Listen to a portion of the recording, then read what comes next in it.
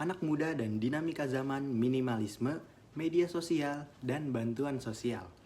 Gaya hidup minimalis semakin diminati anak muda sebagai respon terhadap tekanan hidup modern dan budaya konsumtif. Di sisi lain, media sosial yang menjadi bagian dari keseharian mereka juga memicu kekhawatiran soal kecanduan digital. Sementara itu, perhatian terhadap isu sosial pun meningkat. Banyak yang mempertanyakan apakah bantuan sosial dari pemerintah benar-benar tepat sasaran dan menjangkau mereka yang membutuhkan. Untuk mengetahui lebih jauh, kami mewawancarai sejumlah masyarakat untuk mendengar langsung pandangan mereka tentang 3 topik penting ini. Menurut gue itu suatu hal yang bagus sih, karena semakin kesini kayaknya anak-anak muda tuh kayaknya hidupnya hedon.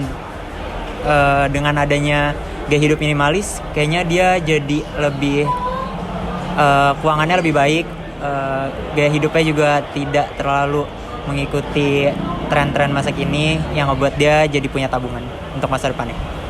Menurut saya, gaya hidup minimalis itu di era-era sekarang itu sangat amat susah untuk dilakukan warga Gen Z. Kenapa? Karena warga-warga Gen Z itu suka banget atau dipenuhkan oleh gaya-gaya yang hedon. Jadi menurut gua, anak-anak Gen Z yang gaya hidup yang minimalis itu gua ancungin jempol banget sih, karena emang tuh salah satu tantangan juga sih buat kita untuk mencoba gaya hidup minimalis.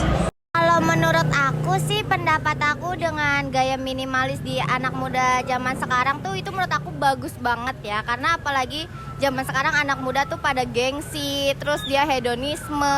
Jadi kalau menurut aku sendiri tuh dengan menerapkan gaya minimalis tuh sangat bagus, karena ya bisa nabung buat di masa depan kayak gitu. Malah bagus sih, jadi kita lebih produktivitas sama aware sama diri sendiri aja sih. Bagus sih, ngilangin gengsi, nggak terpaku gitu sama gengsi, terus juga lebih pengen kelihatan sederhana aja kali ya. Bagus sih itu kalau anak muda hidup minimalis.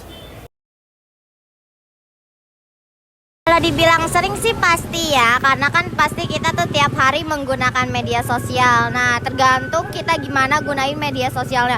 Biasanya tuh ada berbagai macam platform aplikasi, itu tuh aku bisa buat nyari pengetahuan, terus nyari informasi, dan juga biasanya aku buat ngeliat nih video-video lucu buat menghibur diri gitu. Itu kayaknya memang harus dirubah dari diri sendiri sih, dengan cara tidak megang HP, tidak scroll Instagram dan segala macamnya, karena ya memang itu kebiasaan aja sih, kebiasaan yang sudah terbentuk yang akhirnya menjadi rutinitas sehari-hari. Cukup sering, dan karena kita sehari-hari apalagi zaman sekarang hidup udah ketergantungan sama gadget juga ya kan. Kalau nggak main HP bete. Kalau gue pribadi sih nggak kayak gimana ya tentang media sosial, dan nggak kecanduan juga, karena gue pribadi sibuk banget buat ngerjain tugas-tugas kuliah. Lumayan sering, contohnya kan kayak kalau misalnya HP lagi dicas atau misalnya nongkrong nggak bawa HP, jadi bingung mau ngapain, jadi kelabakan. Menurut gue pribadi itu belum guys, karena Indonesia itu luas banget ya. Mungkin satu persatu akan kepenuhi oleh pemerintah, karena memang Indonesia ini luas banget. Jadi mungkin pemerintah satu persatu hingga menjadi bukit guys.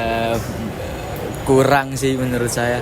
Kalau menurut aku sih mungkin belum pas banget buat tepat sasaran, karena masih banyak banget wilayah-wilayah terpencil yang masih susah dijangkau untuk membagikan yaitu bantuan dari pemerintah gitu. Jadi kalau menurut aku sih ya masih kurang untuk pemerataannya aja sih.